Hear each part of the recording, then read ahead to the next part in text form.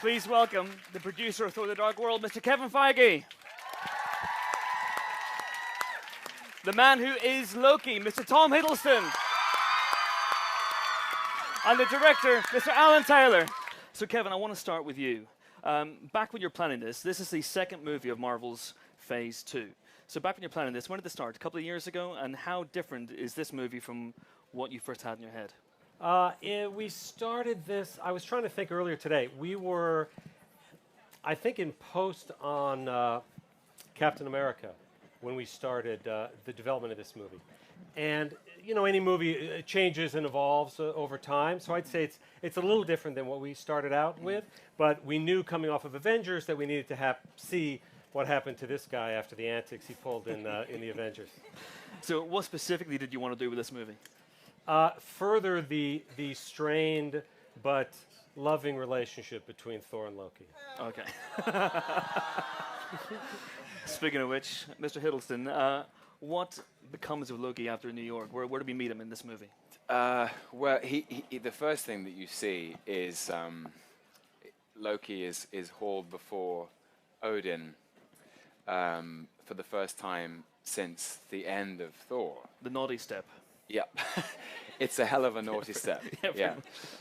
You know, to answer for his crimes. And he's unrepentant and almost revels in that. And he's incarcerated for eternity in the darkest dungeons of Asgard. Yeah. This seems a little harsh. Yeah, he's been a bad man. So, you know, I think it's, for me, it was always coming into this and speaking at length with Alan and with Kevin was where next? You know, we've seen Loki be a kind of charming psychopath in 2 films, and an antagonist for Thor, and trying to find a way of developing his psychology, of deepening it, of finding a new things to do, and part of that was continuing his particular strain of playfulness, but also kind of trying to get inside. You know, when he is so isolated and so lonely and so angry, you know, what does he have left to live for? And I think the film explores that. I know most actors, when they play villains, don't necessarily think of their characters as villains, but what do you think of when you think of Loki now? Do you think of him as a bad guy? Do you think of him as a guy who means well deep inside? Deep inside? I sort of see him as an anti-hero. There is something, and the great joy of playing him is inhabiting mischief as a shape, a mood, to be so perpetually playful and to enjoy teasing. So he's a character who leans into danger. He exists for chaos, to provoke it, to respond to it. But also it comes from a very broken heart. So the two things are really fun to play. Absolutely. And Alan, you're new to this franchise. I'm new. Yeah, I'm the new guy. How did you find playing with these guys who know these characters inside out, know this world inside out? Yeah, I mean, I'm deeply grateful that I inherited a cast like this that not only was wonderful, but knew their characters so well and had lived in them already. But I did feel like we had a chance to go to places they hadn't gone before. With Loki, since that's the current topic. It was very, very true that we consciously knew we wanted to let him explore parts of his psyche that had not been shown before, and yeah. And Kevin, what was it about Alan that made you bring him on? I mean, obviously a lot of people know him for his work in Game of Thrones, and this seems to be yeah, indeed. Well, you know, it's Game of Thrones, it's Mad Men, it's Boardwalk Empire, it's The Sopranos, and that's a pretty impressive resume, frankly. Game of Thrones had some obvious crossover into the tonality and a little bit of the worlds we were doing, but it was that resume and those amazing credits that made us want to sit down. And when we met, he had a lot of great ideas about the storyline, and we talked a lot about how to make this one. What did I do? He did something. Just can you hold on a second, because he's talking about me for a second. So just So anyway, Alan's amazing, and it's incredible, and it's spectacular.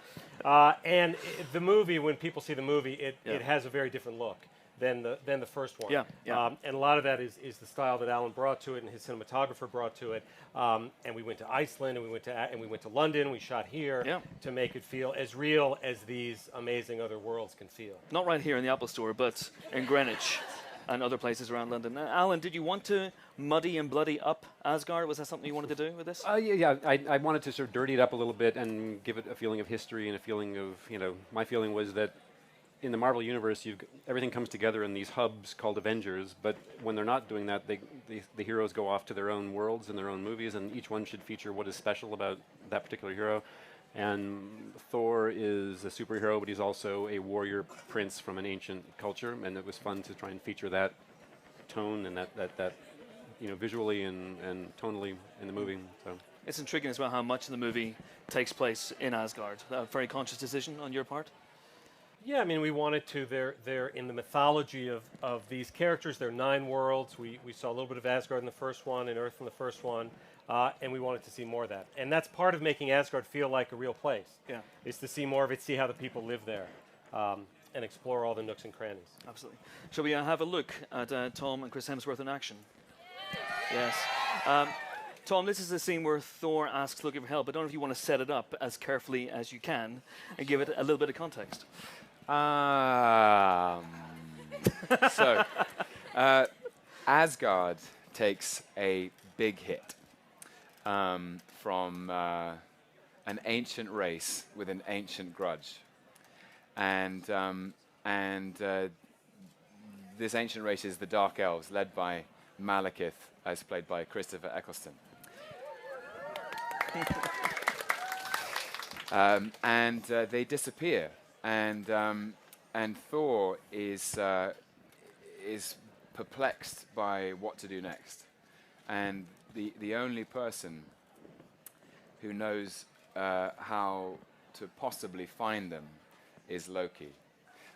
So Thor is tasked with going down to the deepest, darkest dungeons of Asgard to ask for his long-lost brother's assistance. Nicely done. Alan, did that pass muster? Did that meet your approval? that's not how I describe it at all. Yes, that'll do. Okay, let's take a look at the clip. Such a great delivery, such a great line. Tom, what were you doing during that clip? Because all I heard was people laughing, and then Oh. you looked Alan mischievous. was filming. Oh, Alan was filming it. That was me okay. trying to take attention away from him. Okay. Video piracy is a crime, Alan. Do not accept it. A couple of people, when Loki first appeared in that clip, went, "Oh," which I think speaks in a way to the impact this character has had. Now, Kevin, were you taken by surprise, I guess, by the impact Loki's had, the huge fan base, as we can see here today, that he's engendered? It's pretty amazing, and we've been in a couple of cities now, and what follows this guy is pretty incredible. It's pretty amazing. We were in a mall in South Korea, and there were 7,000 fans for Mr. Hiddleston, which was pretty impressive. We knew Loki could be a great villain. We knew he could be a textured villain. We hoped that he would capture the imagination of the world and let us put 3 movies around him. But what Tom has done with it has surpassed all the expectations. To this level is amazing. Has that in any way altered your plans for Loki? It has not altered the plans up to this point necessarily. Where we go following this movie, we'll see. And I certainly, would love to do anything with Tom. He's amazing to work with. I love this reaction. Yeah, I think it's coming from right here. Oh. That'll be on the internet tomorrow. As Feige confirms Loki spin-off movie. Right, That's going to be Exactly. that's Exactly. And Tom, clearly that wasn't. Is that all your own hair in that clip, by the way? Sadly not. Yeah. No. It's not my genetic inheritance, as you can see. Gosh, where do I start, really? That's a different Loki from anything we've seen before. He seems broken in that clip. Broken entirely. I mean, I hope it's no accident to see. There is a scene in the middle of the first film where a young man is informed that the narrative of his entire life is a lie, and that to me is a sort of cornerstone of the entire characterization. Is that's the beginning. It's a scene between Odin and Loki where he finds out he doesn't belong in that family, and it's very emotional, and it's the beginning of his isolation. And so from that moment all the way through to this moment, he is a solitary figure, existing entirely on his own mettle for his own ends, motivated by deeply damaged. So all of his villainy comes from a sense of having been betrayed, a jealousy, a pride, an anger, a vengefulness, and the particular damage in this scene is, I don't want to reveal it. But something bad happened. Yeah, to me, it was just so important to break him in a way, to take him all the way down, because otherwise he would continue on the same trajectory. Yeah. And it was really fulfilling to play that scene because Loki's a character who never reveals his true hand. He keeps his cards close to his chest. In a way, the game is more enjoyable than the ends of the game itself. Yes. And this is a scene where I think he behaves authentically, and so that was really fun to play. And Alan, you are the third person to direct Tom as Loki in 3 movies. Now, does that mean that Tom comes with his own version and idea of what the character is, and how can you impose? what sort of notes do you have? How can you direct? It's funny, I want to make a joke about how impossible he is to work with, but you can't. I can't do that convincingly. He comes with a tremendous backstory and a lot of work, and you can tell when he talks about a scene how well thought through it is, and how much emotional work he's already done. But like all the best actors I've ever met, he comes very open to where it can go and what can happen and what's possible. And it was, a joy. It's always a joy to direct people like that who are curious about what's possible. The only difficulty is stopping takes and moving on to the next thing, because he will try absolutely everything, not in a kind of helter-skelter way, but just in a kind of, can it be better, can it be refined way, and it's a joy to work with as a director. And Tom, I guess it's quite unique as an actor as well for both yourself and Chris. This is your third director, your third film in 3 years. I can't think of many actors who've had an opportunity like that. No, it's such a privilege. I mean, yes, as an actor, it's such a rare distinction and privilege to come back to play a character for a second time, let alone a third time, and every time it feels as though it becomes more full and more rounded, it was wonderful, and I should say in his absence as well, that working with Chris for the third time was incredible, because he's probably the greatest scene partner I've ever had, and there is a complete trust between us, and I think just sort of having gone on this journey together across these 3 films, and they're all massive experiences. This film took 4 months to shoot. Avengers was the same. Thor 1 was the same, and those are huge experiences to go through, and there is just complete trust and mutual understanding and respect, and it just makes the work better, I think. I hope, anyway. What's interesting about the film, obviously people haven't seen it yet, is that for the first, I say 40-45 minutes, you keep Thor and Loki apart. Again, a very deliberate decision, because you must be the easy way out would be to put these 2 together in scenes right from the off. Yeah, I mean the great thing is you put Chris and Tom together, and it's amazing. And in the green room, we were watching this clip before we showed it, and Alan was remembering that there were some lines that had fallen out at certain points in the cut. And at one point we said, no, just put them all in. It doesn't, the scene, there's no such thing as it being too long when it's these 2. But Loki had to spend some time in the dungeons for his time there to mean anything. Yeah. And for him coming out of there to mean anything. Yeah. And there was a lot of other story to set up before then. So we didn't want to rush into it. Okay, excellent. And Tom, I'm sure everyone, a lot of people here know that you auditioned for Thor Yeah. back in the day. And you did a screen test as well. They can't imagine that. Yeah. Yeah, indeed. Does that He help? was born Loki. Yeah, precisely. Does that help when you're playing Loki, who wants what Thor wants? Yes. Yes, absolutely. It no, really, I can't imagine that universe anymore. Yeah. Actually, because it's all so long ago now, so I guess I don't know. It's odd. I'd never consciously think about it, if I'm honest. But it's such a great story. I think you should just pretend, because I mean, Okay. yes, it all comes down to a deep resentment for Yeah. I don't know. I was only ever Thor for a very short period of time, and that was even before the character was clearly written on the page. You know, if I can think I can say this. I auditioned for Thor in an American accent. Oh, really? And so this is like way back in the day. You put on, how much muscle did you put on for that? I put on Tremendous amount. 20 pounds.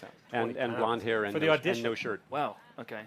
So how'd you get the role? You put on an extra, 20, an extra more? I become don't. huge, yeah. I mean, the truth is, I just can't imagine it. Yeah. It was, Chris is the only Thor now. He's absolutely definitive, and but he is though. I mean, it's just a fact. And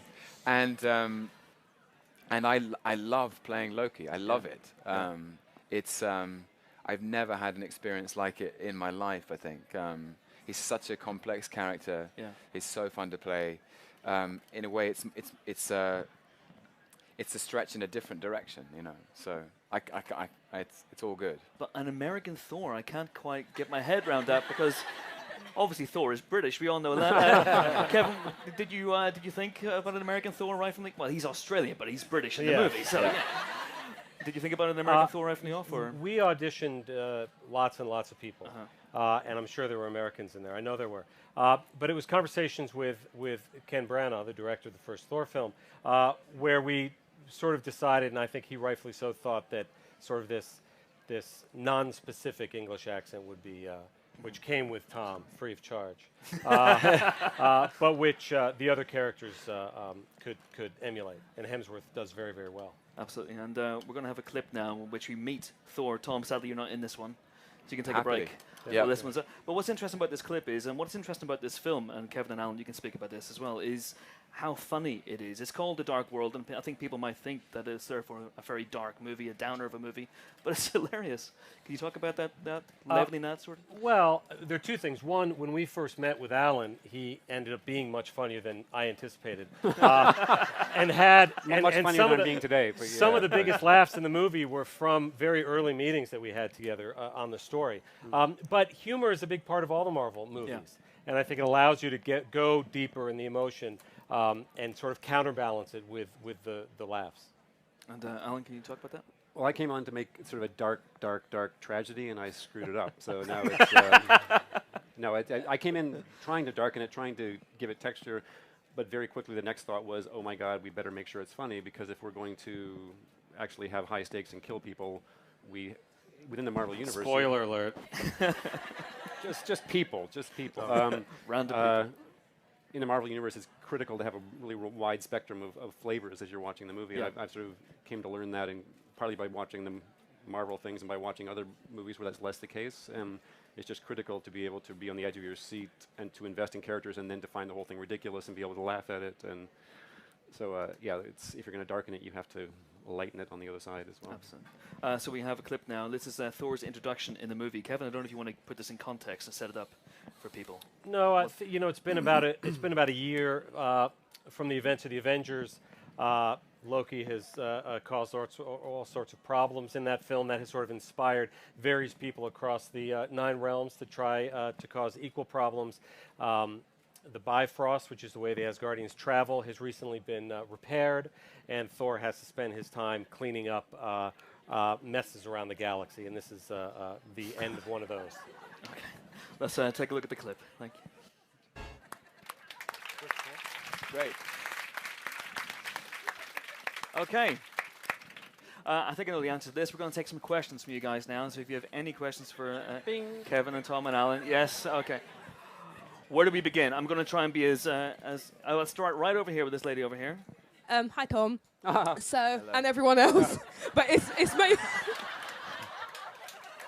you said in the first film Loki was an antagonist, and like in the Avengers he was a villain. So we've sort of seen him in like every emotion possible.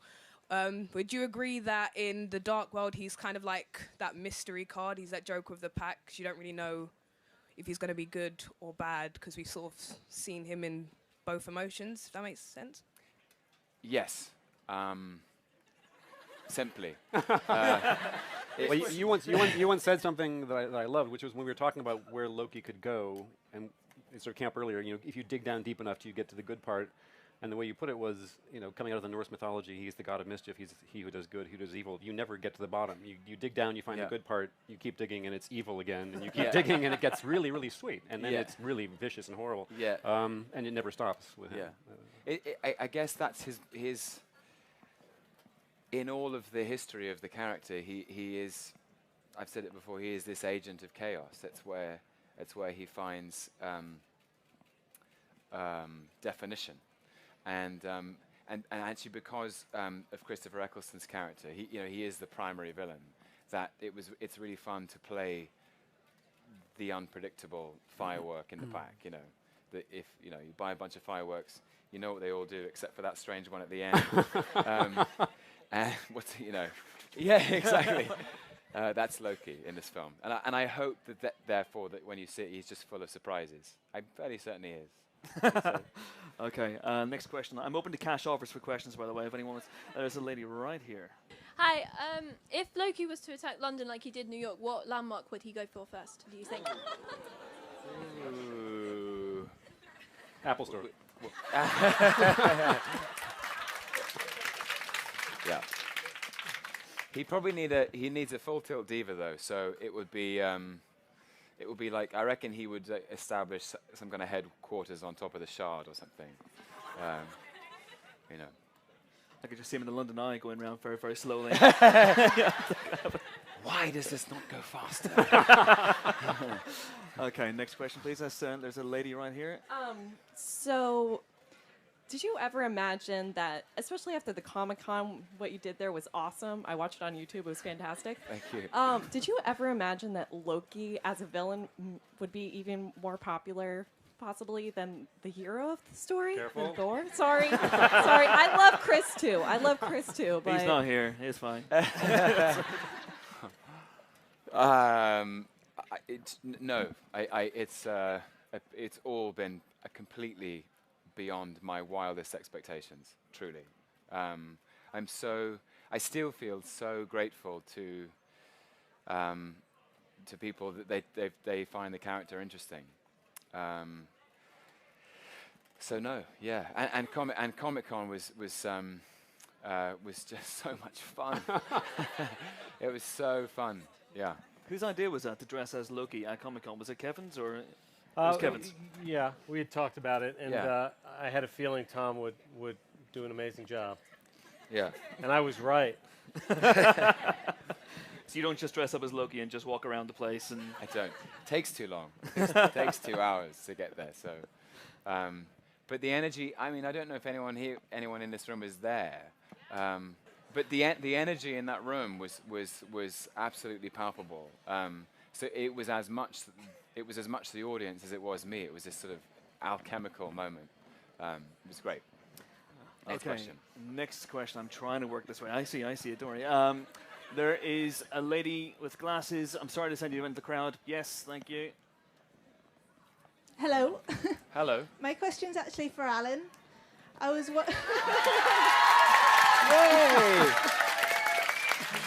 Okay, I'm going to make this go on I as long can't as actually possible. see him. Hang on. Hello. Hello. My question is, working on Game of Thrones, did you bring any influence while you're directing that to Thor at all? Because I see some sort of atmospheric similarities, so I was wondering what that had. Yeah, what influence that had. I think I could just say yes and do a Tom. Yes. it sort of came from two ends. I was excited about the things we were doing on Game of Thrones. I loved the scale, and I loved the fact that it was a fantasy realm that felt sort of dirty and real and alive. So I was eager to sort of explore that more.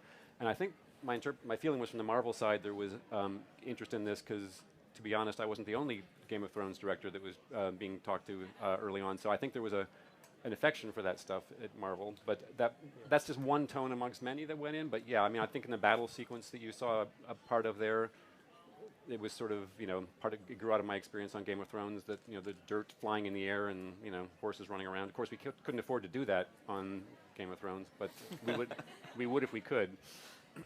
But yeah, tonally, I think so too. It's the same situation. You've got intense, wonderful relationships like brother to brother that is really the core of the movie, set in what could be kind of an abstract, off-puttingly fantastical world, and you try and bring those two together, and it's the same task in both in a way. So Kevin, do you look at TV almost as a breeding ground for the next generation of Marvel directors? I do now. We hadn't before this wave of films, but I had looked on with admiration of what the Harry Potter franchise had done with David Yates. Yeah. And he did the last 4 of those and had come from TV. And I think TV's in a golden age now, led a lot by the shows that Alan has done. So I said, well, I should look there. And we met with a lot of people, and thankfully Alan agreed to do this one, and Joe and Anthony Russo agreed to do Captain America: The Winter Soldier. Fantastic. Yes, please. Here, right in the front row. One of the 7:30 a.m.ers, I'm guessing. To Tom, what was like a moment that's defined your life and like changed it? I mean, I was actually just thinking about this the other day. Life is so random, and it's only in retrospect that you spot the moments that changed it. Most things are like life is a random sequence of events, and you can only trace a linear meaning through it when you look back. And you just you make the best choices you can in the moment. A moment that's changed my life. Well, my sister was reading a book this morning, which she texted me about the formation of the brain. It seems random, but basically she was saying how the part of your brain that regulates emotion and learns discipline and basically sort of locks down in maturity is at its most active between 18 and 23. So so she said, she was saying what the point is, most people then are at university or college, and therefore university is neurologically formative. So I would say, in that light, I was like, wow, that's amazing. So I'd say getting into Cambridge University has changed my life. That was it. There you go. There you go. Okay, we've got time for 2 more questions. So let's go. There's a lady right at the very back with her hand up. Yeah. I saw a hilarious video on YouTube. I hope you don't mind I ask this. Can you do 240 times 6? 240 times 6. I don't know if I can. I'm not good at this. If this was countdown, you'd be done by now. It's around. It's around 1400. Yeah, it's around. Right. He's a god of mischief, not maths. Yeah. Oh, good. 1440. Yeah. Was there a punchline for that? No, okay. No, that's it. Okay, wow, lots more questions. Let's go right over here, and let's go front row again. There's a lady in a t-shirt here. Hi. Hello. I remember reading saying that you looked into mythology when you were getting ready for Loki. And I want to know, like, when you think your Loki is closest to the version in mythology. It's a really good question. I mean, the mythology is vast, and it would be impossible to sort of try and distill all of the stories from the mythology into especially because I have to pay deference to the character as created by Stan Lee and Jack Kirby, but. I was in Australia recently with the film, and somebody wanted me to sign their copy of the prose Edda, and she read in Icelandic the very first line of Loki's occurrence in the popular consciousness, and it said something like Loki was the first deceiver, the shapeshifter, and the worst of all gods. And there are, I'm proud to say, I was, it was nice to reread that, because in this film there are moments where he is incredibly deceptive, and he changes his shape, and to all intents and purposes is the worst of all gods. I suppose that the key thing for me is in his is the trickster. This idea of a figure you cannot trust, and you never know whether he's telling the truth or not. And there's a lot of that in this film. So. And Kevin, do you look at the other mythologies when it comes to fleshing out these characters, or do you look at the 50 years of comic book history that you have? Both, Yeah. both. But we spent a lot of time looking at the mythology on the first one, to build just as Stan and Jack did when they were making the comic. And a lot of it is very relevant. I had certainly forgotten that first line, but that's pretty amazing. Isn't it great? Yeah. I was going to say shape-shifting, so that's pretty cool that that it was all there right from the start. Absolutely. We have time for one last question. Oh my word, I'm going to be true to my word and go this way, sadly. There's a lady with glasses in the second row, third row? Yes, third row, thank you. No pressure. Hey, everyone. I was just going to ask, were there any moments on set which were just funny moments, like just ridiculous things that happened? Yeah. Yes. Do you want to go? No, I hope you're good at this. Anecdotes, I'm terrible at anecdotes. So. I mean, Chris and I can't take each other seriously, in the best way, and we played a childish game. We shot in Iceland, which is one of the great kind of pleasures and privileges of making the film, and there was one day when it was very cold, and we were trying to keep ourselves warm. Steady. Yeah, come on. The imagination just took off. That was great. No, we just played a stupid word game that got sillier and sillier and sillier and sillier. And anyway, that was a funny moment. Got quite rude, as I recall. What's that? It got quite rude, that word game, if I remember rightly, from an interview you did for Yeah, that's Empire. right. It's such a stupid game. I mean, basically, it involves. It's like a sort of call response game. So you say, I've got a new job working as X, and the other person says, what's it like? And then the next response is a pun. So for example, I've got a new job looking after dogs in the afternoon. What's it like? It really bites. No. Okay. Or you say, what's it like? What's it like? A walk in the park. Okay. But Tish. And then it got stupider and stupider and stupider. And it seemed ridiculous to Chris and myself that we were dressed as superheroes playing this game on a volcano in Iceland. Just another day. On My favorite one was, what's it like? I've got a new job working in a sewer. What's it like? It's shit. And on that bombshell, that's all the time we have, I'm afraid. Thank you so much for coming. Thanks for your questions. Thanks most of all to Kevin Feige, Tom Hiddleston, and Alan Taylor. Thank you.